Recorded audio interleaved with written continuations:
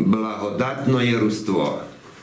В Подкарпаттю сятку доста, та й серсти у пса з хвоста, і великих, і малих, шитких, що не є сятих. Серед тижня і в неділю гостяться у душі в хвилю, усі день не мож робити, сято муситься святити.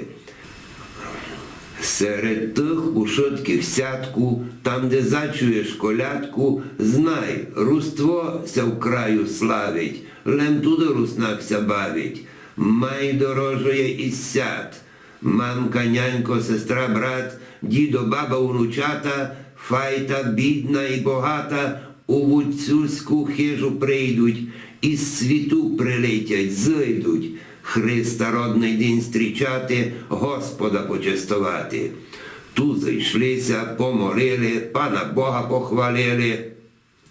На столі 12 страв, пуст нам їх несь розказав. Святий вечір про родину, файта сідать за гостину, сіно, яблучка, оріхи, про дітей, дарунки, сміхи, Богу славу воздавуть, дарував життя нам путь.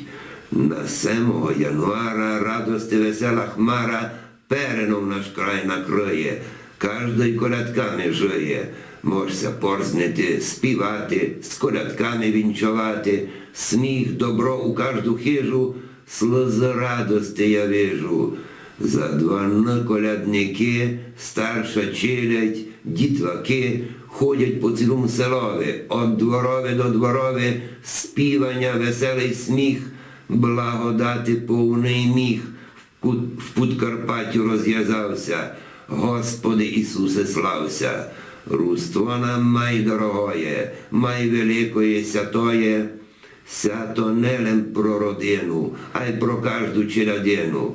Як далеко бись не був, на руство усе прийшов. Бетлегема, колядники, ще й дарунки, такі звуки в Подкарпаттю рокаши. Все у нашому сохташи, світлі, теплі сісятки, будять душу нам колядки. Свято Божого життя, радости і каяття. Христос рождається, славімо Його!